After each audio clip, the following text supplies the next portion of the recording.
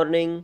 स्वागत है आपका अपने YouTube channel Ajay Pal Yadav lecturer में। हम भारत का वैभवपूर्ण अतीत अध्याय 1 पढ़ रहे हैं। अब तक हमने भारतीय इतिहास की जानकारी के साहित्यिक और पुरातात्विक स्रोतों के बारे में अध्ययन किया है कि कहाँ कहाँ से हमें भारतीय इतिहास की जानकारी मिलती है। आज के वीडियो में हम वैभवशाली भारत की उपलब्धियाँ, क्या क्या भारत की उपलब्धियाँ रही उनके बारे में अध्ययन करेंगे और भारतीय संस्कृति का विश्व में कहाँ कहाँ पर प्रचार हुआ इसके बारे में पढ़ेंगे। हम 5 पार्ट पढ़ चुके हैं, आज पार्ट नंबर 6। यदि अभी तक आपने चैनल को सब्सक्राइब नहीं किया है तो आप चैनल को सब्सक्राइब कीजिए और बेल आइकन को क्लिक कीजिए, जिससे नियमित वीडियो नोटिफिकेशन आपको मिलता रहेगा। और इतिहास के विद्यार्थियों तक वीडियो को शेयर कीजिएगा। और यदि वास्तव में आप पढ़ाई करना चाहते हैं, आप सीखना चाहते हैं, तो अंत तक वीडियो को ज़रूर देखिएगा। वैभवशाली भारत की उपलब्धियाँ। वैभवशाली भारत की क्या क्या उपलब्धियाँ थीं? भारतीय सभ्यता एवं संस्कृति, धर्म, समाज, कला, साहित्य एवं विज्ञान प्रारंभ से ही उत्कृष्ट रहे हैं। प्राचीन काल से ही भारतीय धर्म, समाज, कला, साहित्य उत्कृष्ट रहे हैं। भारत को विश्व गुरु का दर्जा प्राप्त था। भारत को प्राचीन काल में विश्व गुरु कहा जाता था।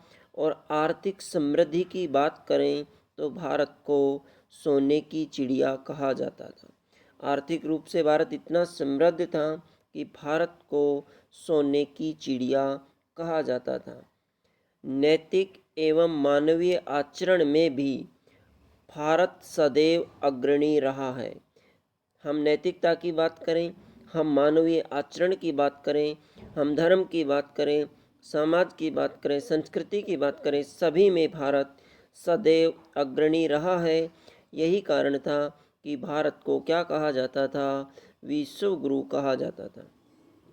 अथर्ववेद, अथर्ववेद के पृथ्वी सूक्त में इम्पोर्टेंट प्रतियोगी परीक्षाओं में पूछा गया है।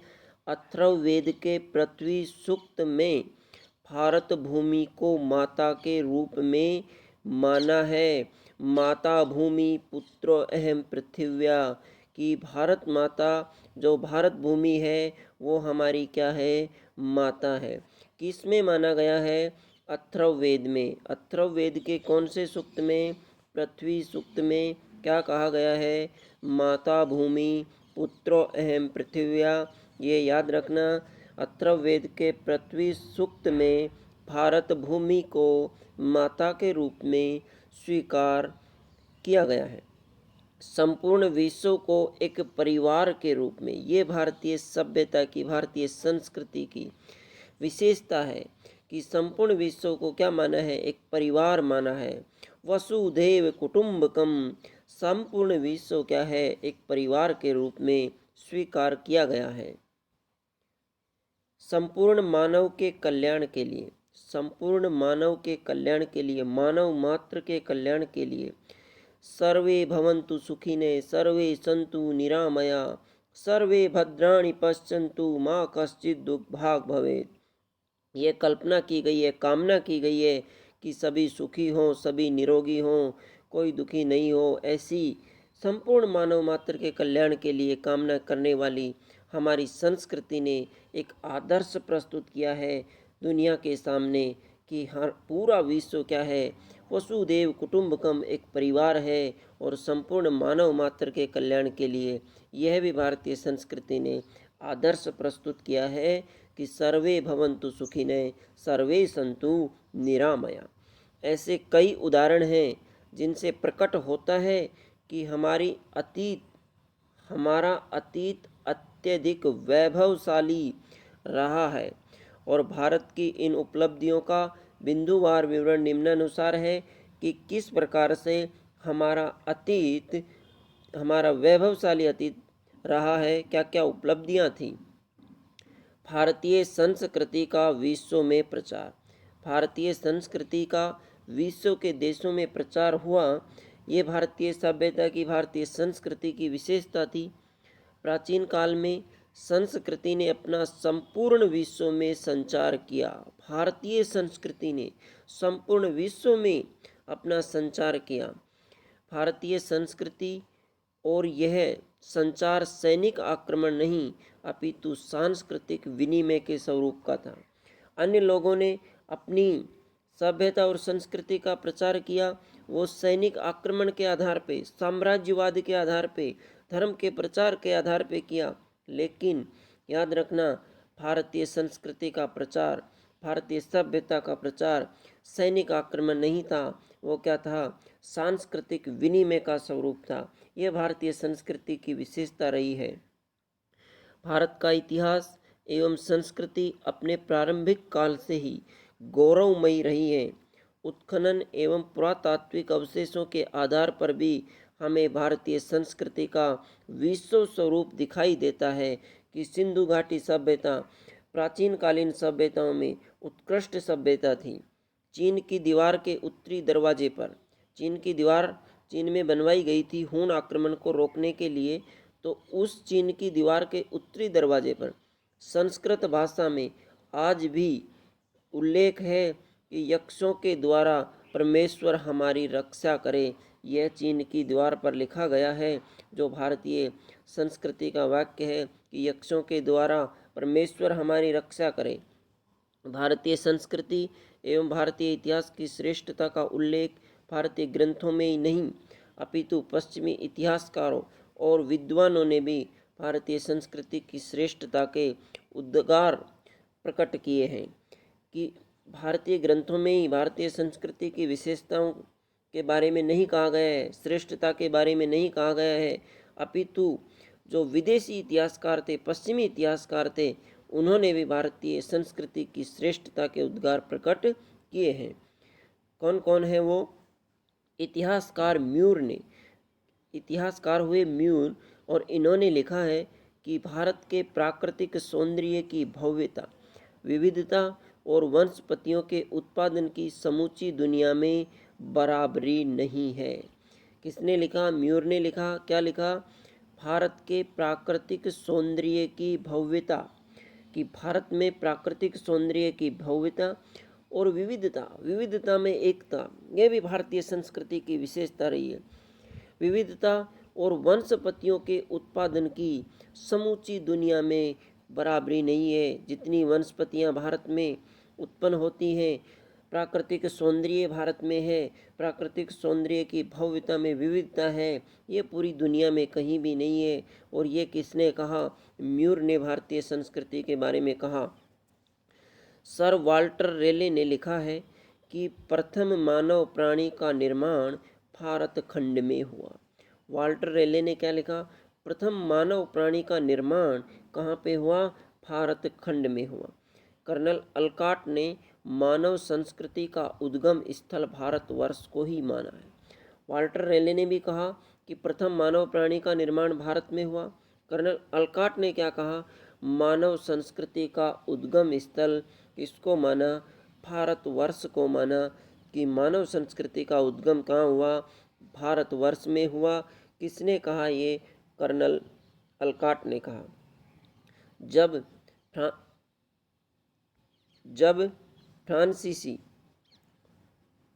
फ्रांसीसी दार्शनिक वाल्टेयर को ऋग्वेद की एक प्रति भेंट की गई। फ्रांसीसी दार्शनिक थे वाल्टेयर, और इनको ऋग्वेद, जो 4 वेद है, ऋग्वेद, यजुर्वेद, सामवेद, अथर्ववेद, उनमें सबसे प्राचीन वेद है ऋग्वेद, जिससे हमें आर्य सभ्यता और संस्कृति के बारे में जानकारी मिलती है।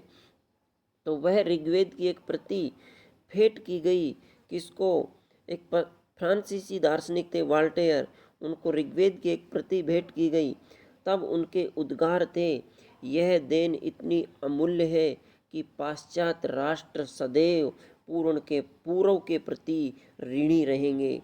कि यह इतनी बड़ी देन है ऋग्वेद, चारों वेद, हमारे उपनिषद, ब्राह्मण साहित्य, धार्मिक साहित्य, इतनी ऐतिहासिक ग्रंथ, ये सारे इतनी अमूल्य हैं कि पाश्चात्य राष्ट्र सदैव किसके ऋणी रहेंगे?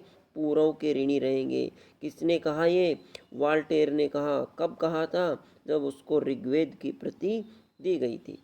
मैक्स मूलर ने लिखा है कि यदि कोई मुझसे पूछे कि मानवीय अंतःकरण एवं बुद्धि की परिपूर्णता वह शक्ति किस देश में अधिक चरम सीमा पर पहुंची है, मैक्स मूलर इन्होंने क्या कहा कि मुझसे कोई पूछे कि अंतःकरण और बुद्धि की परिपूर्णता वह शक्ति किस देश में अधिक चरम सीमा तक पहुंची है, तो मैक्स मूलर ने लिखा है कि क्या लिखा, अधिक चरम सीमा पर पहुंची है। और अगला इन्होंने लिखा, संसार के गूढ़तम रहस्यों का विश्लेषण किस देश में हुआ और प्लेटो, कैंट आदि के दर्शन के अध्ययन के बाद भी अध्ययन योग्य विषय किस देश में समझाए गए, तो मैं त्रिवार उत्तर दूंगा, हिंदुस्तान में समझाए गए। ये किसके वाक्य थे, ये मैक्स मूलर के थे कि सबसे अधिक बुद्धि कहाँ पे किस देश के लोगों में पाई जाती है, भारत के लोगों में पाई जाती है।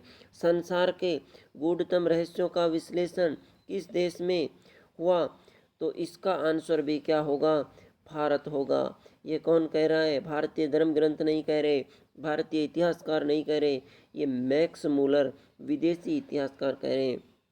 प्लेटो, कैंट आदि के दर्शन के अध्ययन के बाद भी अध्ययन योग्य विषय किसी देश में समझाए गए, तो वो कहाँ पे, भारत में, हिंदुस्तान में समझाए गए। ये मैक्स मूलर ने भारतीय सभ्यता और भारतीय संस्कृति के बारे में कहा। तो हमें हमारी सभ्यता, हमारी संस्कृति, भारतीय संस्कृति पर गौरव होना चाहिए, क्योंकि भारत को विश्व गुरु का दर्जा प्राप्त था। मैक्स मूलर के अनुसार पेरू देश दक्षिणी अमेरिका अपने आप को सूर्यवंशी मानते हैं। हमारे यहाँ पे भगवान राम सूर्यवंशी थे, और दक्षिणी अमेरिका के पेरू देश के निवासी भी अपने आप को किसका वंशी मानते हैं, सूर्यवंशी मानते हैं। विजयदशमी पर राम सीता उत्सव व बाद में राम जन्मोत्सव आज भी मनाते हैं। कौन मनाते हैं, पेरू देश के निवासी मनाते हैं, और अपने आप को किसका वंशज मानते हैं, अपने आप को राम का वंशज मानते हैं। इस प्रकार हम कह सकते हैं कि प्राचीन काल से ही वैभवशाली और समृद्ध रहा। ये तो मध्यकाल में थोड़ी सी हमारी स्थिति नाजुक हो गई थी, नहीं तो प्राचीन काल से ही भारतीय सभ्यता और संस्कृति वैभवशाली रही है और समृद्ध रही है। अग्नि पुराण में भारत को जम्बू द्वीप कहा गया है। मोस्ट इम्पोर्टेंट फुल पत्ती वाला सवाल है, यहाँ पे स्टार वाला सवाल है। कई बार कंपटीशन एग्जाम में पूछा गया है, किस पुराण में भारत को जम्बू द्वीप कहा गया है। अग्नि पुराण में भारत को जम्बू द्वीप कहा गया है, या ऐसे पूछ सकते हैं, अग्नि पुराण में भारत को क्या कहा गया है, तो अग्नि पुराण में भारत को जम्बू द्वीप कहा गया है। समुद्री पार के प्रदेशों को द्वीपांतर कहा जाता है। समुद्र के पार के जो प्रदेश हैं उनको द्वीपांतर कहा जाता है, और इसमें 9 द्वीप थे जहाँ पे भारतीय संस्कृति फैली। सांस्कृतिक भारत में वर्तमान में जावा, सुमात्रा, मलाया, कंबोज, श्याम, चंपा, बर्मा, लंका आदि सम्मिलित है। सांस्कृतिक भारत की बात करें तो भारतीय संस्कृति कहाँ कहाँ पर फैली है, इसमें जावा, सुमात्रा, मलाया, कंबोज, श्याम, चंपा, बर्मा, लंका आदि सम्मिलित है इसमें। और यहाँ पे भारतीय संस्कृति का प्रचार हुआ, और वो भी सैनिक आधार पे, सैनिक आक्रमण के आधार पे नहीं, किस आधार पे, सांस्कृतिक विनिमय के आधार पे, क्योंकि भारत प्राचीन काल से ही विश्व शांति को मानने वाला देश रहा है, और वर्तमान में भी भारत की विदेश नीति यही है कि विश्व में शांति हो। यूरोपीय विद्वान सिल्वेन लेवे ने भारतीय द्वीप समूह शब्द का प्रयोग किया। अरबी भूगोलवेता मसूदी ने एक पुस्तक लिखी थी, जो पिछले पार्ट में हमने पढ़ा है, अल मसूदी। इसकी पुस्तक का क्या नाम था, मिडास ऑफ गोल्ड नामक पुस्तक लिखी थी, याद होगा आपको, मिडास ऑफ गोल्ड। ये पुस्तक किसने लिखी थी, अल मसूदी ने। तो अल मसूदी ने क्या कहा, लिखा है कि प्राचीन काल में ही भारत भूमि और समुद्र दोनों पर फैला हुआ था। भारत भूमि पर भी फैला हुआ था और समुद्र पर भी फैला हुआ था। उनकी सीमा सुमात्रा और जावा तक फैली हुई थी। भारत की सीमाएं भारत से बाहर भी कहाँ जावा और सुमात्रा, बर्मा, मलेशिया, इंडोनेशिया तक फैली हुई थी। इस प्रकार उस समय के सांस्कृतिक भारत की सीमाएं अफगानिस्तान से लेकर संपूर्ण दक्षिणी पूर्वी एशिया में फैली हुई थी। अफगानिस्तान से लेकर और दक्षिणी पूर्वी एशिया तक भारत की सीमाएं फैली हुई थी। शक्तिशाली जलियानों में बैठकर भारतीय कहाँ कहाँ जाते थे देखिए, Brahmadesh, Shyam, Indonesia, Malaysia, Australia, Borneo, Philippine, Japan, Korea तक पहुँचे और वहीं पे अपना राजनीतिक तथा सांस्कृतिक साम्राज्य स्थापित किया। किस में बैठ के गए? जलियानों में बैठ के गए। Brahmadesh, Shyam, Indonesia, Malaysia, Australia, Borneo, Philippine, Japan, Korea तक भारतीय पहुँचे और वहाँ पे जाके अपना राजनीतिक और सांस्कृतिक साम्राज्य स्थापित किया। केवल गए ही नहीं, केवल संस्कृति का ही प्रचार नहीं किया, वहाँ पे अपने साम्राज्य की स्थापना की थी। प्रशांत महासागर के द्वीपों से ऐसे ही अन्य नाविक एवं पर्यटक मध्य अमेरिका के मैक्सिको, होंडुरास, दक्षिणी अमेरिका के पेरू, बोल्विया तथा चिली के विभिन्न स्थानों पर पहुँचे और वहाँ उन्होंने अपने निवास किए। तो केवल एशिया ही नहीं, अमेरिका तक भी भारतीय संस्कृति का, भारतीय सभ्यता का प्रचार प्रसार किया। इसी प्रकार पश्चिमी भारत के बंदरगाह से द्रविड़ पर्यटक तथा नाविक सोमालीलैंड से लेकर दक्षिणी अफ्रीका तक के समस्त पूर्वी समुद्र तट पर जगह जगह अपने निवास स्थल स्थापित करने में सफल रहे। तो भारत एशिया, दक्षिणी पूर्वी एशिया में, अमेरिका में और अफ्रीका तक भारतीय सभ्यता और संस्कृति का प्रचार प्रसार किया, विस्तार किया।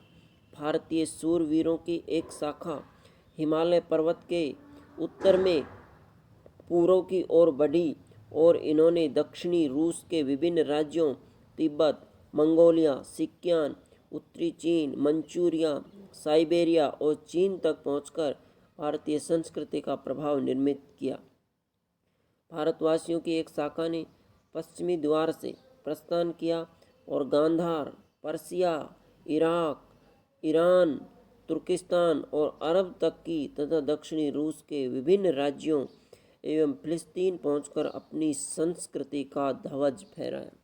तो इतने विदेशी देशों में केवल एक देश नहीं, केवल एक महाद्वीप नहीं, लगभग दक्षिणी अफ्रीका, अमेरिका, ईरान, इराक, तुर्किस्तान, रूस तक भारतीय संस्कृति का सांस्कृतिक ध्वज फहराया भारतवासियों ने। ये भारतीय संस्कृति का वैभवशाली अतीत रहा है कि भारतीय संस्कृति कितनी समृद्ध थी, कितनी गौरवशाली थी। इस प्रकार के सुसंस्कृत आर्य, आर्य देखिए, आर्य एक गुणसूचक शब्द है और गुणसूचक शब्द है और जिसका अर्थ होता है उत्तम या श्रेष्ठ। आर्य वैदिक सभ्यता के लोग आर्य थे और ये गुणसूचक शब्द है जिसका अर्थ क्या होता है? श्रेष्ठ। इस प्रकार के सुसंस्कृत आर्य भारत से विश्व के विभिन्न देशों में जल मार्ग से भी और स्थल मार्ग से पहुँचे। वहाँ अपने धर्म, संस्कृति और सभ्यता का प्रचार कर वहाँ के निवासियों को भारतीय संस्कृति से परिचित करवाया। इन्होंने वहाँ पे विदेशों में जाके भारतीय धर्म और संस्कृति और सभ्यता का प्रचार कर विदेशियों को भी भारतीय संस्कृति से परिचित करवाया। भारत भूमि पुत्रों की अति प्राचीन काल से ही जिज्ञासा रही कि सागर के उस पार क्या है। ये जानने की इच्छा रही कि सागर के उस पार क्या है। उनकी इच्छा थी कि विश्व के सभी लोगों को सुसंस्कृत बनाया जाए, सभी को सभ्य बनाया जाए, सुसंस्कृत बनाया जाए, सभी को आर्य, आर्य का अर्थ मैंने बताया था श्रेष्ठ होता है, आर्य बनाना होगा, सभ्य बनाना होगा, सुसंस्कृत बनाना होगा। हमारे प्राचीन ऋषियों के महान उद्घोष कृणवंतो विश्वमार्यम, कि सभी लोगों को श्रेष्ठ और गुणवान बनाया जाए। कृणवंतो विश्व मारियम, विश्व के, केवल भारत के लोगों को नहीं, क्योंकि भारत ने माना है कि पूरा विश्व क्या है, एक परिवार है। और क्या वाक्य, वसुदेव कुटुंबकम। तो केवल भारत की बात नहीं करते भारतीय ऋषि, किसकी बात करते, कृणवंत विश्व मारियम, पूरे विश्व के लोगों को श्रेष्ठ और गुणवान बनाना है। कि भारतीय ये उद्घोष के साथ भारतीय सागर पार कर गए और इसको वास्तविक स्वरूप प्रदान किया और भारतीय संस्कृति का ध्वज विदेशों में फहराया, विदेशों के लोगों को भारतीय संस्कृति से परिचित करवाया। कौन कौन कहाँ कहाँ गए, कौंडिन्य नाम के एक वीर थे, कौंडिन्य नाम के वीर थे और इन्होंने फुनान संस्कृति का निर्माण किया। पूछा जा सकता है फुनान संस्कृति का निर्माण किसने किया था, तो कौंडिन्य ने किया था। किसने, कौंडिन्य ने। कंबोडिया गए और इन्हीं के नाम पे इसका नाम कंबोडिया पड़ा, जहाँ पे अंकोर वाट के स्मारक स्थित है कंबोडिया में। पिछले वीडियो में हमने बताया था। तो इससे भी पता लगता है कि भारतीय सभ्यता और संस्कृति का प्रचार हुआ। चंपा और इनाम के बलाढ्य हिंदू राज्य उदित हुए। सुमात्रा में श्री विजय के वैभवपूर्ण साम्राज्य का उदय हुआ। जावा सुमात्रा तक भारतीय सभ्यता संस्कृति फैली हुई थी। सुमात्रा में कौन से साम्राज्य का उदय हुआ, श्री विजय साम्राज्य का उदय हुआ। आशववर्मन नामक साहसी वीर बोर्निया पहुंचा और हमारे यहाँ के साहसी वीर अमेरिका तक पहुंच गए। जैसे हमने पढ़ा था कि पेरू के निवासी अपने आप को सूर्यवंशी मानते हैं। इन साहसी वीरों ने भारतीय दर्शन, विज्ञान, ज्योतिष, गणित, ज्योतिष स्थापत्य, युद्ध शास्त्र, नीति शास्त्र, संगीत, वैदिक ग्रंथों का विश्व में प्रसार किया और भारतीय संस्कृति के ध्वज को विश्व में फहराया। तो इस प्रकार से भारत की सभ्यता और संस्कृति का विश्व में प्रचार और प्रसार हुआ। ये भारतीय संस्कृति की वैभवशाली उपलब्धियां हैं, वैभवपूर्ण ऐतिहासिक संस्कृति की विशेषताएं हैं।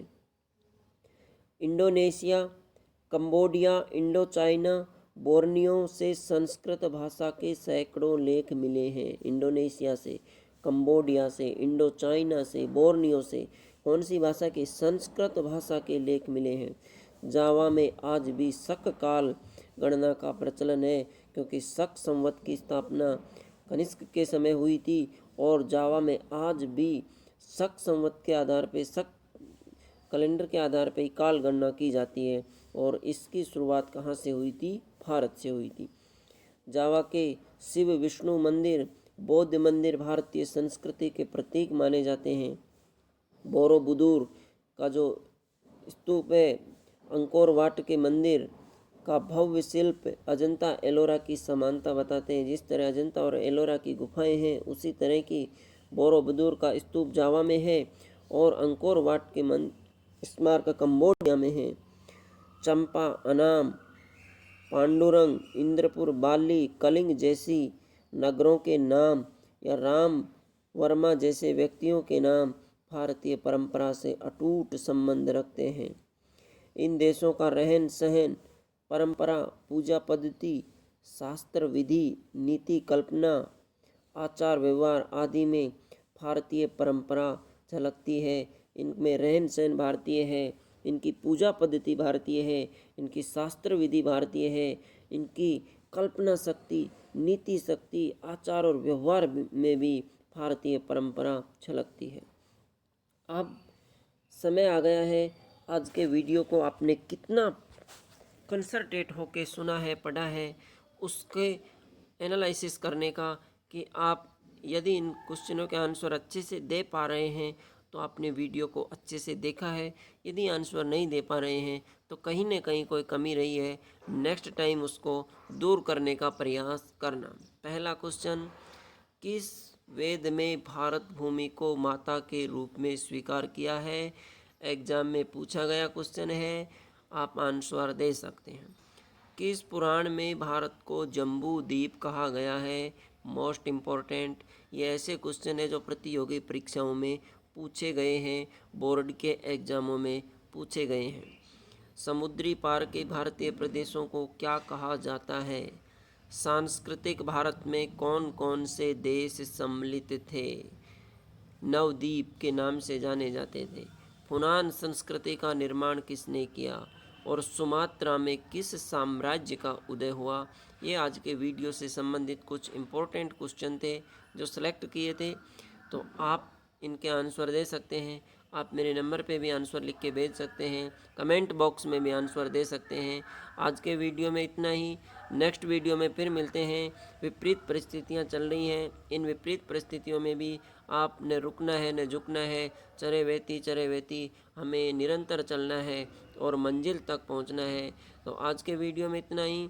नेक्स्ट वीडियो में फिर मिलते हैं। यदि आपको वीडियो पसंद आया तो वीडियो को लाइक कीजिए, कमेंट कीजिए और इतिहास के विद्यार्थियों तक वीडियो को शेयर करना। बहुत बहुत धन्यवाद।